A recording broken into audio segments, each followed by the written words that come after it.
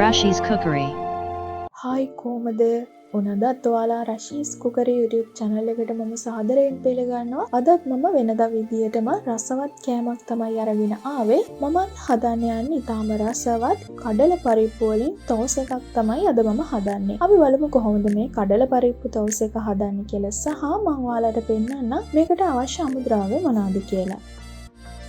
අපිට අවශ්‍ය නම් මේ විදියට පැය 5ක් වගේ මම පෙඟෙන්න දාලා තියාගත්ත කඩල පරිප්පු, සිහින්ව කපාගත් කරපිංච ටික, අමු මිරිස් කරල් කිහිපයක් සහ සුදු ලුණු බික් කිහිපයක්, සිහින්ව කපාගත් බීලි උණු ගෙඩිය, බේකින් පවුඩර් මේස හැන්දක්.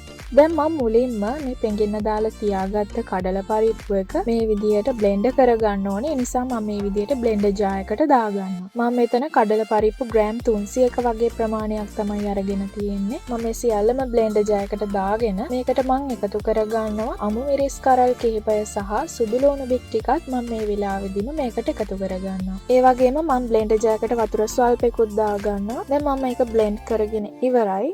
ඔයාලට පේනවා ඇති මේකේ පදම කොහොමද කියලා. මෙන්න මේ වගේ පදමකට එනකන් ඔයා මේක හොඳින් බ්ලෙන්ඩ් කරගන්න. ඊට පස්සේ මම මේකට ටෙම්පරාදුව හදා ගන්න ඕනේ. ඒකට මේ විදිහට තාච්චියක් ලිපේ තියලා මම මේකට අවශ්‍ය ප්‍රමාණයට තෙල් එකතු කරගන්නවා. තෙල් ටික රත් වීගෙන එද්දි මම මේකට සිහින කපාගත් මගේ බීලි උණු ගෙඩියත් එකතු කරගන්නවා. ලුණු ටික මේ වෙලාවේදී මම ටික වෙලාවක් බැදගෙන මේකට මම කරපිංච ටිකත් එකතු කරගන්නවා.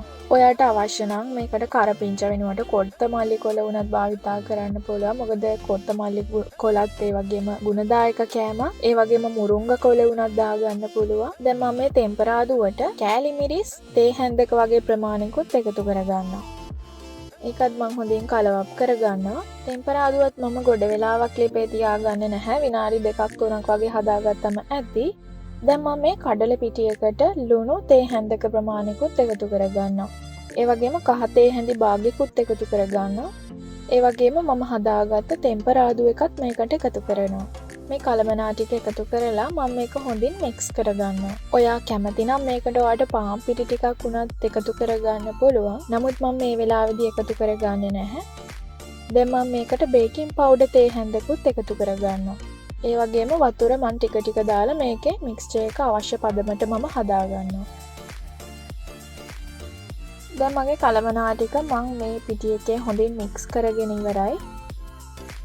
දැන් මම මේ විදිහට පෑන් එකක් ලිපේ තියලා මේක පුරාම මම තෙල් ටිකක් ගා ගන්නවා. දැන් මගේ තෝසෙ මිශ්‍රණය මම මේ විදිහට එකතු කරගන්නවා.